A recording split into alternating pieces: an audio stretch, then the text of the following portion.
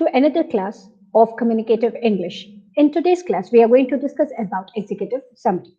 As we have discussed, while writing proposal or even while drafting your report, you have to furnish or you have to submit the executive summary. Executive summary, or the summary is also known as abstract. This gives the gist of all the information, all the necessary documentation that you have done, either in the form of proposal or in the form of report. So the things that are mentioned in the complete proposal or in the complete report, when we furnish the same in a limited or restricted word limit, we call it as a summary or abstract. Why summary and abstracts are very important? Reason is very simple. Nobody will have time to go through the proposal at the very first sight because they don't know whether it is really helpful or useful. So what they always prefer to do is, particularly the person who is very keen to know more about your proposal or report, they would like to refer or they would like to read the summary and abstract. Summary and abstract will give them a gist or a brief information about what is it that is presented in the report, what is it that is proposed in the proposal. So always remember, each and every information that you are furnishing in the form of proposal or in the report must be very briefly do or must be furnished in the summary or abstract.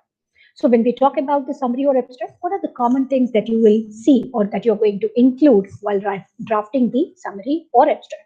Here are the common things. The first one is know the name of the organization and a brief background of the organization, because who the person is, about whom or about what topic, about what problem, about what objective we are going to discuss or detail in the proposal or the summary or the report must be clearly identified.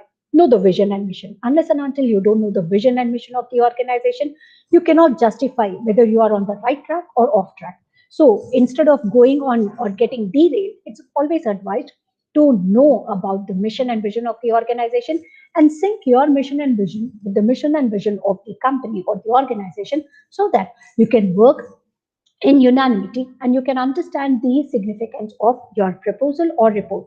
You can bridge the gap, you can develop the relationship, and you can even create the bond that can help you to propose your proposal in a confident manner, also to present the report, which can give a better understanding between you and the reader of the report. Then the business and the financial model. It is very important to know what is the kind of business. There are different business models. There are different financial models. So what is the business model of the organization? What are the financial models of the organization? These are the things that you people will definitely study under the segment called management, financial management in your first as well as second trimester. So I'll not be detailing about the financial models, but yes, you should understand that based on the financial model or based on the business model, people will have or people will show their keen interest to invest or will show their interest to read the report and understand how beneficial it is for their organization. The details of the products and services into which they are dealing with. So if an organization is dealing with FMCG, or if an organization is into consumer durables, or if an organization is into healthcare or pharma, you need to identify what are the products, what are the services, who are the stakeholders, who are the service providers, who are the competitors. Unless and until you don't know the detail of the product and the services, it would be difficult for the person to understand in detail about the product. So know about the product and services to identify whether you can correlate your objective, whether you can understand the problem statement in a proper way, and then accordingly look for the solutions with proper methodology. And then finally, the problem statement and objective should be in sync with whatever you are proposing, with whatever things that you want to detail and discuss. If you fail to propose, if you fail to sync with the understanding of the organization, it becomes very difficult for you to propose or to present the report. In order to present your report, or even if you really want to present a good proposal, these are the common steps that each one of you will have to follow. First, the 3S: simple, short, and straightforward.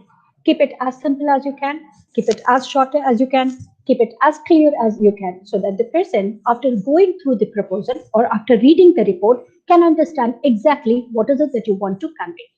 Relevant points must be covered. Irrelevant points must be excluded. Even repetition of the statement should be avoided. Try not to exaggerate. Try to make it as simple, as short as you can. Brevity is always appreciated. Make it as simple as you can. Conclusions and recommendations must be covered.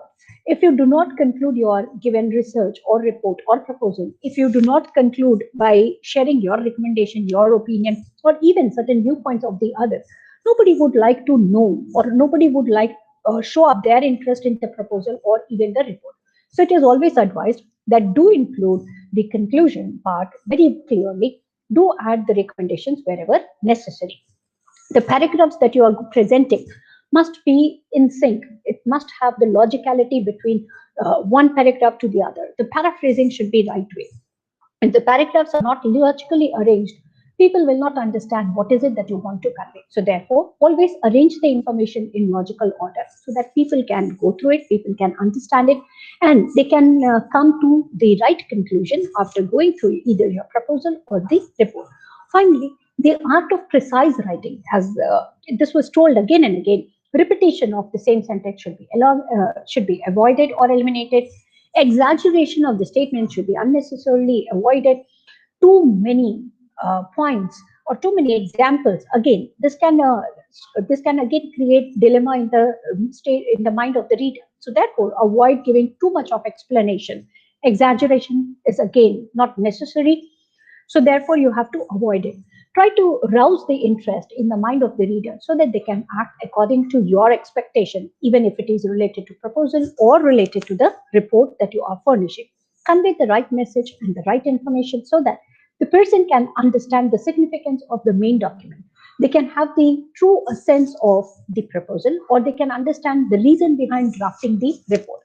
Unless and until you don't follow these basic tips and rules, though you have worked very hard in collecting the data, though you have drafted and crafted your proposal and presented your report in the best way, but nobody is going to go through it because of these points that are stated, like keep it very simple and short, avoid the repetition of statement, keep it as short and keep it to the point, do add conclusion and recommendation, and finally try to incorporate many number of viewpoints so that the person can understand that this is not your saying, but in fact, this is what is expected by the society. So therefore, if you follow these simple tips, of course, you're going to draft good proposal and you will be able to furnish right report, which can be beneficial for the organization.